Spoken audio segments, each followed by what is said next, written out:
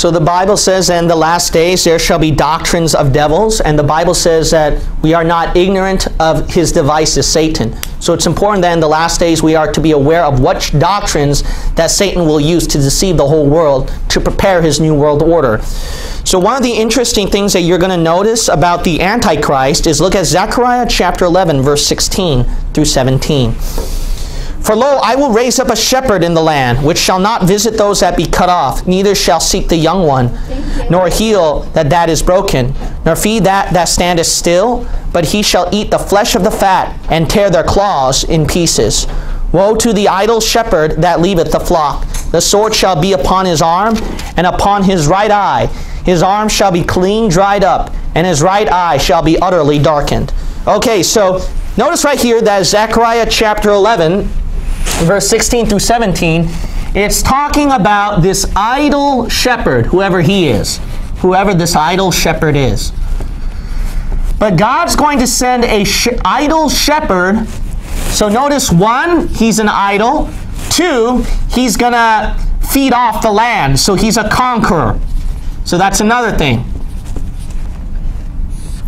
Another thing to notice about him is that you'll notice in that verse, there's going to be a sword that wounds him.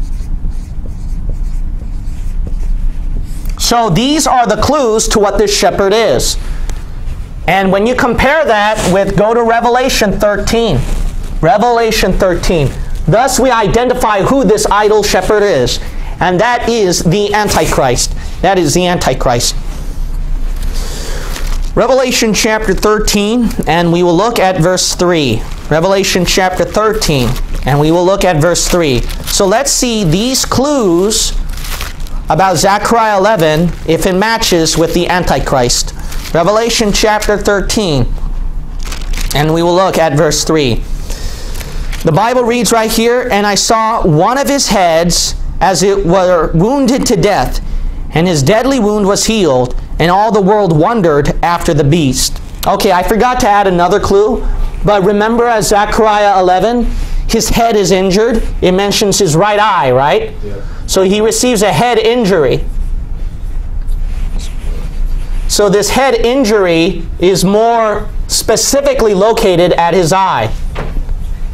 Is the Antichrist, does he receive a head injury in Revelation 13? Yes. Yes. So thus, check. Keep reading. Look at verse 7. Verse 7. And it was given unto him to make war with the saints, and to overcome them. And power was given him over all kindreds and tongues and nations. Notice that this individual, the idle shepherd, he's a conqueror, right? Does that match Revelation 13, the Antichrist, where he's a conqueror? Yes, check. He conquers nations. Remember that verse says he will go throughout the land and eat the fattest places. So Revelation 13 shows the Antichrist conquering lands for himself. So check. Let's read verse 14. And deceiveth them that dwell on the earth by the means of those miracles which he had power to do in the sight of the beast, saying to them that dwell on the earth that they should make an image to the beast. This shepherd is connected to an idol, right? Does the Antichrist have his idol, his image? Yes. Check mark.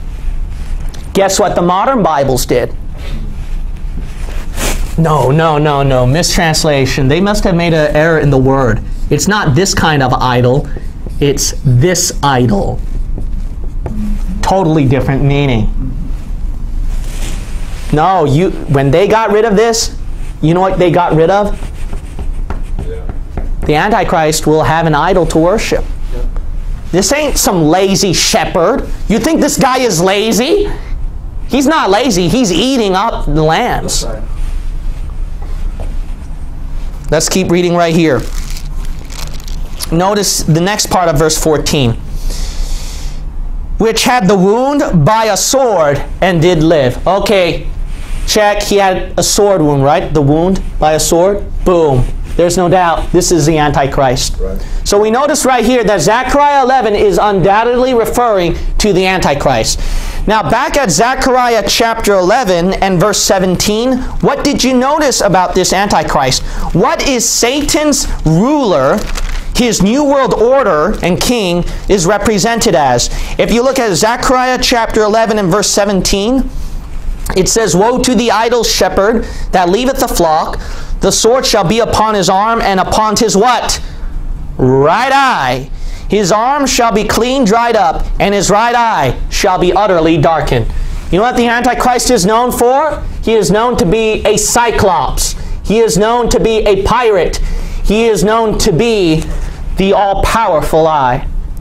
This new world order leader, some of you who know conspiracy theories know what I'm going to get into now. This new world order leader who's going to be worshipped as God, and all the world will bow before this beast. He is known to have what? His right eye darkened. He will be a one-eyed monster. He will be a one-eyed new world order leader. And guess what? If you study all the details and everything that the elites are doing behind the scenes with the government, they are preparing. If you look at the New Age order doctrine, theosophy doctrines, and certain elites who associated themselves with those organizations, their creeds all mention that one day they will worship this new world order leader.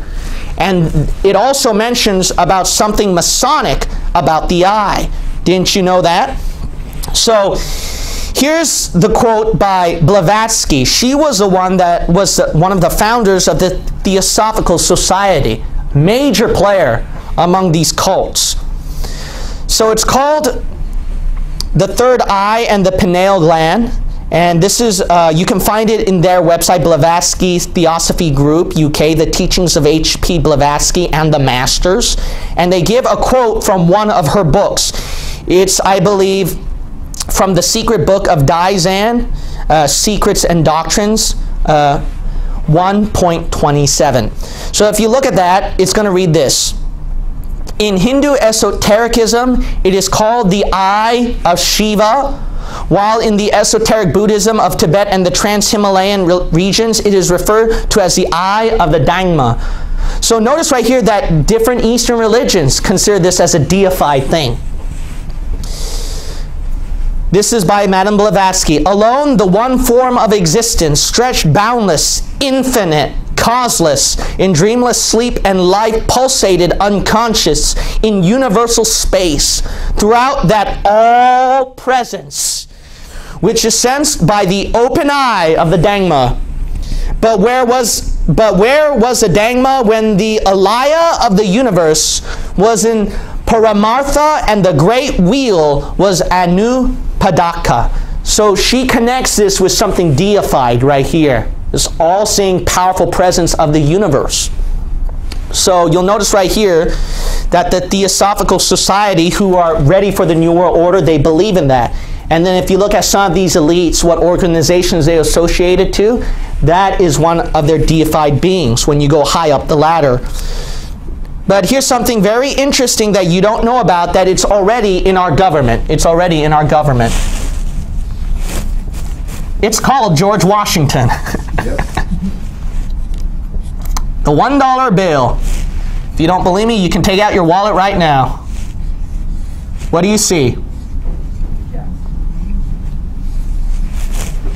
This guy right here. Why did they put this up? They didn't have this before until some person named FDR, who was connected to Masons,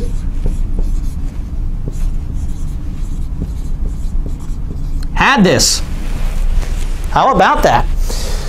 So let me read from one of the letters right here from Henry Wallace. This is excerpts from Henry Wallace's letters in 1951 and 55. He's the one that started to put this up right there, this eye. They didn't have this before, but they suddenly put it in their government. Quote, Roosevelt, as he looked at the colored reproduction of the seal, was first struck with the representation of the all-seeing eye, a Masonic representation of the great architect of the universe. So that's their deified being if you look at the Mason oaths, And this is the one that was described by the Theosophical Societies, Madame Blavatsky, etc. Anyways, next he was impressed with the idea that the foundation for the new order of the ages had been laid. So a new world order, see? New world order connected to this. had been laid in 1776, but that it would be completely only under the eye of the great architect. Did you hear that? Under this new world order, it's going to go under the eye of who? Who's the eye that's going to go rule this?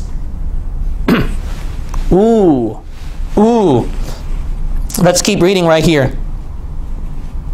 Roosevelt, like myself, was a 32nd degree Mason. He suggested that the seal be put on the dollar bill rather than a coin, and took the matter up with the Secretary of the Treasury. He brought it up in a cabinet meeting and asked James Farley. Now, James Farley, he's a postmaster general and a Roman Catholic, if he thought the Catholics would have any objection to the all-seeing eye. Would you? Would you? You're a great people, the Catholic Church. You want to have you must have an objection to this, right? No, the Catholics don't see any problem with that. Which he, as a Mason, looked on as a Masonic symbol of deity. Farley said, no, there would be no objection. You see right here?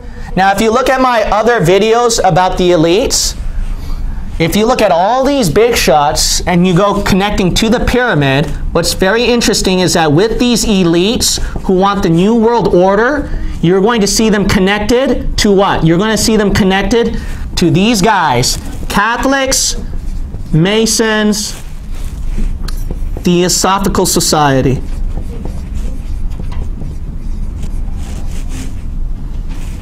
You're going to see them, you're going to see these big elite players connected to these organizations. Right. And remember the Roman Catholic oath, how much power they have? They still continue on their power. Right. So notice right here what everyone is making a way for. They're all making a way for the Antichrist. Not just spiritually, but physically right now. Right. Physically. It's going to, because remember this, the Antichrist, he has to control all the physical powers of the world. So you might as well get ready and prepare for the big day.